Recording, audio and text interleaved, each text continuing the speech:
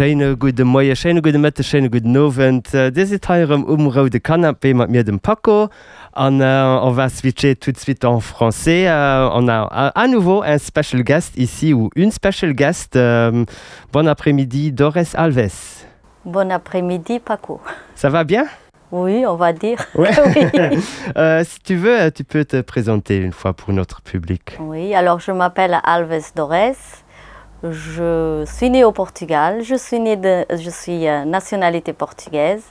Je suis partie du Portugal à l'âge de 15 ans, à l'aventure, toute seule. Je suis arrivée ici pour travailler. Je suis à Differdange depuis 1996. Et voilà. Ok, alors j'espère que tu as plus ou moins un bon temps ici au Luxembourg et à Differdange. Oui. Oui, donc ça fait un bon moment que tu es ici. Donc. Oui, j'ai fait ma vie à Differdange, oui. C'est parfait. C'est comme moi. Je suis né en 80 et depuis là, je suis ici à Oberkorn. Je suis née en 98, voilà, un peu avant. Ah, voilà. Ok, donc... en fait, tu es candidate pour D-Link ici à Differdange pour la première fois. Pourquoi tu as choisi D-Link spécialement? Parce que c'est le parti où ils ont à peu près les mêmes idées que les miennes. Voilà, qui défendent plus ou moins les mêmes projets que moi et voilà. Donc ça, c'est spécialement quoi? Il y en a pas mal. Il y a le logement, il y a le social, il y a la discrimination. Il y a l'environnement, il y a plein de sujets qui m'intéressent et qui défendent aussi. Voilà.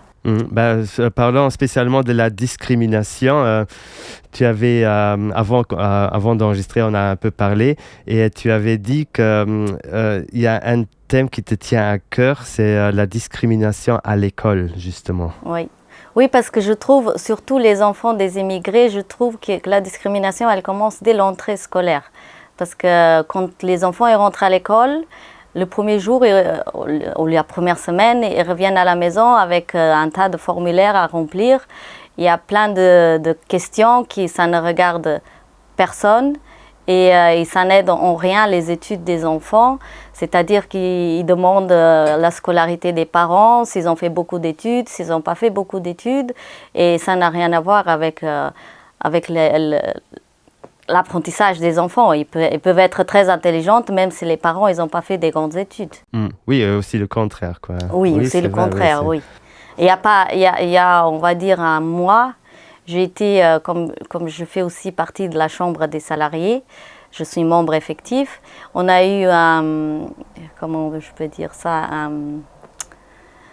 un représentant du ministère qui est venu, il est venu faire une statistique.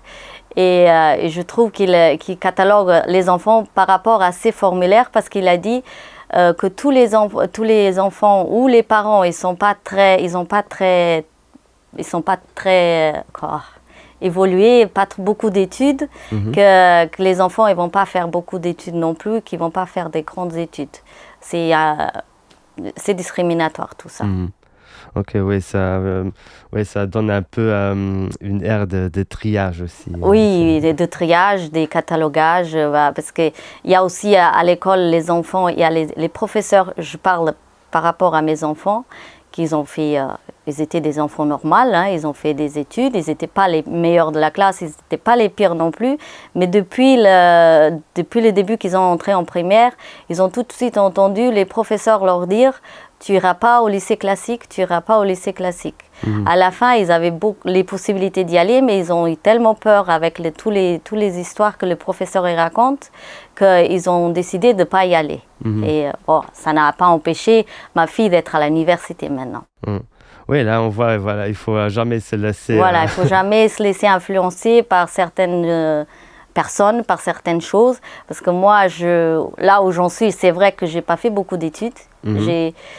J'avais 5 ans, presque 6 ans quand je suis rentrée à l'école. À 9 ans, ma mère, elle m'a sortie de l'école et je n'ai plus fait d'études. Mais je trouve que je me suis quand même bien sortie. Oui, j'ai cette air aussi, absolument. Voilà. Oui, donc est-ce que tu as spontanément encore quelque chose à dire sur ce thème ou sur un des autres thèmes, peut-être le logement? Bah, le logement, c'est le logement, le social, c'est lié parce que le logement, je suis déléguée du personnel, je suis femme de ménage et je vois beaucoup de gens qui ont beaucoup de problèmes de payer leurs factures à la fin du mois, qui doivent choisir est-ce que je paye mon loyer, est-ce que je mange, est-ce que je vais chez le médecin. C'est vraiment, il faudrait vraiment que le gouvernement fasse quelque chose pour le logement parce que ça devient insoutenable. Et les gens, ils arriveront dans quelques années, si ça continue, il n'y aura plus de travailleurs au Luxembourg parce qu'ils ne pourront pas payer le logement. Hein. Oui, c'est vrai, on le voit vraiment dans beaucoup j'aime pas le mot, mais dans beaucoup de couches sociales. Oui. Enfin, c'est pas seulement une certaine couche, mais c'est vraiment même les gens qui ont un bon salaire, oui. même qui habitent à deux dans un appartement, ils ont vraiment du mal à payer leurs factures. Hein. Surtout dans le nettoyage les bas salaires. Parce que dans le nettoyage, il y a quand même beaucoup de dames parce que c'est un secteur où il y a plus de femmes qui travaillent et elles doivent avoir 2 employeurs parce que c'est un travail à mi-temps. Parce qu'un employeur, il a besoin d'un certain moment d'engager quelqu'un, mais pas 8 heures par jour, parce que c'est plus le soir. Alors elles sont obligées de trouver un travail le soir, un travail le matin, 2 employeurs, mais 2 petits salaires au bout du compte, quand ils payent la cantine, la nounou, à la fin, il ne reste pas grand-chose. Oui, donc il faut encore beaucoup changer. Beaucoup, oui.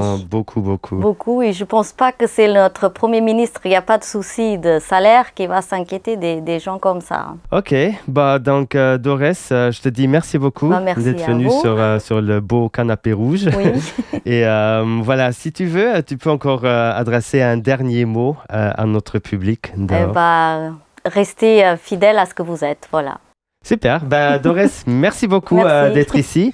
Et voilà, donc, vous die leef no lauscht merci, dass der no gelauscht hat, am nächsten Episode Rode Kanapé. Bis geschwind, ciao, ciao.